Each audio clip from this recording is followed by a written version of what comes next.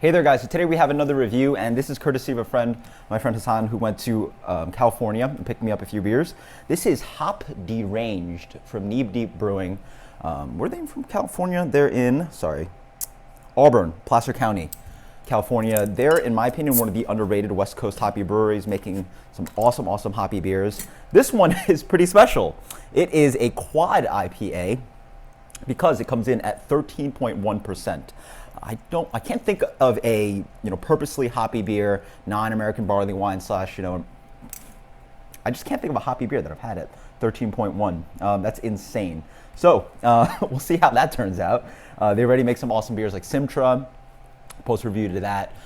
Lupulin River is, in my opinion, like sort of a Pliny, the Elder Killer kind of beer. Awesome double IPA, but let's dig into this one. So yeah, used to the hazy stuff. This one is a clear, crisp, kind of deep gold kind of color. Lovely looking beer. Almost looks like, actually looks a little bit like dark Bud Light. Nice kind of carbonation coming up. But yeah, lovely looking beer. Very clear, extremely clear, very West Coast. Let's get the aroma. Very nice. You certainly get a little bit of dankness on the back end, but up front, a little bit of pineapple, citrus. Yeah, what is that? Sweet floral kind of thing. Sweet grapefruit. Yeah, with also this dankness on the background, but yeah, definitely a nice kind of sugary sweetness surrounding this beer. Not too alcoholic, doesn't really smell like 13%. Cheers.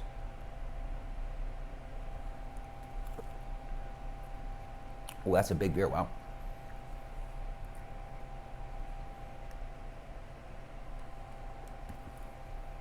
Up front, tons of grapefruit. Very familiar West Coast kind of beer. Again, that kind of West Coast IPA. That sweet grapefruit, piney quality, sweet pine needles. Just classic, familiar kind of stone kind of profile. Knee Deep has this profile as well. Firestone Walker, again, that kind of just West Coast sweet grapefruit pine thing. Onto big smack of kind of caramel sweetness, lots of sugariness, but not too cloying. On the back end, you get lots of dankness, dries out the beer, more pininess, reasonable kind of bitterness, flies away quite nicely.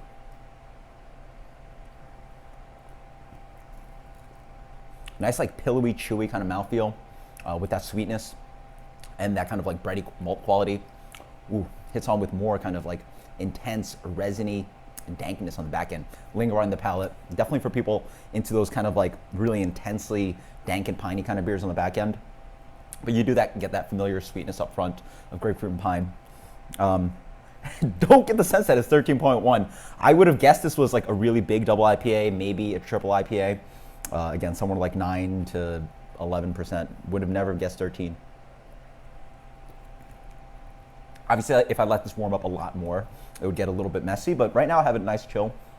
A little cooler than I would have my New England beers, just to hide a little bit of that alcohol sweetness, but works out really nicely. This is like a, slightly warmer than most people drink their beer, I'd imagine, so really nice for a hoppy beer. 13.1, again, no sense of that.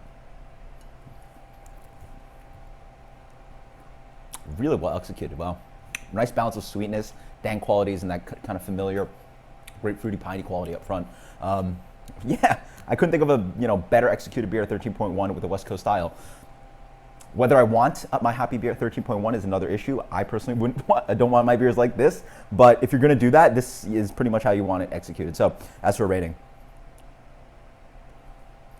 as I drink it more, the bitterness overtakes a little bit. You get a little bit of that cloying sweetness as well, and it warms out on its way down, but again, definitely not too much of the alcohol in the palate, nor really like too much warming as it goes down. So 92 on this one? Sure, 92.